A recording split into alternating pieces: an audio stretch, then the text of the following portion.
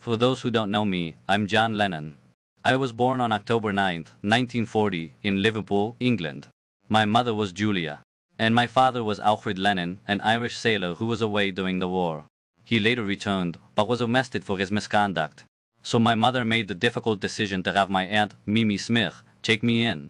So I grew up with my aunt and uncle, although always under my mother's influence.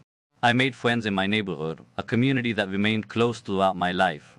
From a young age, I was interested in music.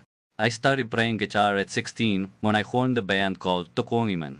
Years later, I also became passionate about the harmonica, but I also played piano and bass. Quite a showman. I became friends with Paul McCartney, who joined the group in 1957.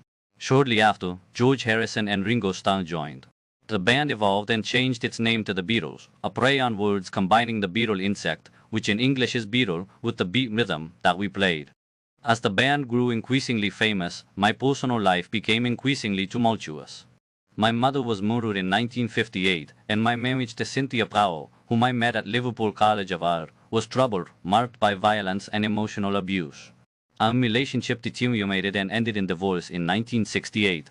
With the Beatles, we achieved indescribable worldwide success, and Beatlemania was all the rage. But the band faced internal challenges, from the pressure of stardom and creative tension. I was a prominent figure in the group and wrote many songs that became classics.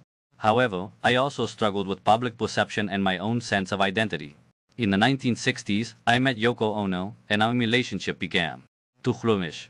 We married in 1969, and throughout our marriage, we were involved in peace activism and various artistic projects. Following the dissolution of the Beatles in 1970, I adopted a more experimental approach to music and art, releasing solo albums that were acclaimed, although I also faced criticism during my time in New York. I became involved with politics and the counterculture, while dealing with legal issues related to my immigration status. My relationship with Ono, although tumultuous and complicated by my past, was fundamental to my life and my artistic career. We had two sons, Sean and Julian. I took a break from music to devote time to my family. In the late 1970s, I returned to music with Double Fantasy. But my life was tragically cut short when I was murdered on December 8, 1980, by Mark David Chapman, a disturbed fanatic. I was only 40 years old. So the world I imagined I could only capture in my songs.